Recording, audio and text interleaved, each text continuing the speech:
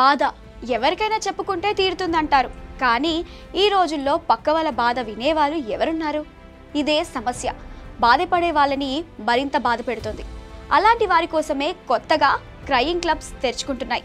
The crying club embrace your emotions పేరుతో హైదరాబాద్లో కొంతమంది కార్యక్రమాలు నిర్వహిస్తున్నారు. ఒకరికొకరు పరిచయం లేకపోయినా అందరూ ఒకే చోట చేరి అపరిచితులతో తమ బాధలు ఆవేదనను పంచుకుంటూ ఉపశమనం పొందుతున్నారు. పక్కవాడి మాట వినడానికి సమయం లేక, ఓపిక లేక, ఆసక్తి లేక చాలా మంది మనసులోని బాధను దాచుకొని బాధపడుతున్నారు. ఈ క్రయింగ్ క్లబ్ కాన్సెప్ట్ విదేశాలలో ప్రారంభమైంది. 2017లో గుజరాత్లోని సూరత్లో లాఫ్టర్ థెరపిస్ట్ కమలేష్ అనే వ్యక్తి హెల్తీ క్రయింగ్ క్లబ్ని స్థాపించారు. ఆ తర్వాత ముంబై, బెంగళూరు, చెన్నై వంటి నగరాలలో ఈ క్లబ్స్ విస్తరించాయి. ఇప్పుడు హైదరాబాద్లోనూ ఈ క్రయింగ్ క్లబ్లు ఆవిర్భవించాయి. ఇక్కడకు వచ్చేవాళ్ళు ఒకరికొకరు అపరిచితులే, కానీ ఈ వేదికపై సురక్షితమైన, స్వేచ్ఛగా మాట్లాడుకునే అవకాశం లభిస్తుంది. ఇక్కడ బాధలు, జీవితంలో ఎదురయ్యే సవాళ్లు, మనసులోని ఆవేదనను వారితో పంచుకోవచ్చు. ఇక్కడ ఎవరు చులకనగా చూడడం కానీ, బాధను తేలికగా తీసుకోవడం ఉండదు.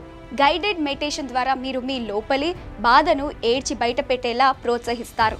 ఈ సెషన్స్లో మానసిక నిపుణులు, థెరపిస్టులు కూడా అందుబాటులో ఉంటారు. వారు సలహాలు, థెరపీల ద్వారా మానసిక ప్రశాంతతను పొందేలా సహాయపడతారు. ఈ క్లబ్స్ జపనీస్ రూయి కట్స్ నుంచి ప్రేరణ పొందాయి. జపాన్లోనూ యువత ఇలాంటి క్లబ్స్లో చేరి తమ బాధలను ఇతరులతో పంచుకుంటారు. ఇక్కడ ఒత్తిడి తగ్గించుకునేందుకు వారంతా కలిసి ఏడుస్తారు. అయితే ఇలాంటి ప్రోగ్రామ్స్ అన్నీ కూడా క్లబ్స్ ఆధ్వర్యంలోనే నిర్వహిస్తారు. అందులో చేరడానికి ముందు కొంత డబ్బులు చెల్లించాల్సి ఉంటుంది. జీవితంలో ఒత్తిళ్లు, సమస్యలతో సతమతమవుతున్న వారు ఈ కార్యక్రమంపై ఎక్కువగా ఆసక్తి చూపిస్తున్నారు. ఏడవడం వల్ల మెదడు నుంచి ఎండార్ఫిన్ హార్మోన్ విడుదలవుతుంది. ఇది ఒత్తిడిని, బాధను తగ్గించి మనసును తేలికగా చేస్తుంది. అంతేకాదు, గతంలోని గాయాలను మాన్పడానికి, సామాజిక బంధాలను బలోపేతం చేసుకోవడానికి ఇలాంటి క్లబ్స్ చాలా ఉపయోగపడుతున్నాయి. ఈ ఆధునిక జీవన శైలిలో సోషల్ మీడియాలో ఎంతో టైం స్పెండ్ చేస్తున్నారు. చాలా మంది ఆన్లైన్లలో పరిచయాలు పెంచుకొని వారితో తమ సమస్యలను షేర్ చేసుకొని ఆ తర్వాత మోసపోతున్నారు. అలాంటి వారి కోసం ఈ క్రయింగ్ క్లబ్లు ఓ సురక్షితమైన వేదికగా మారుతున్నాయి.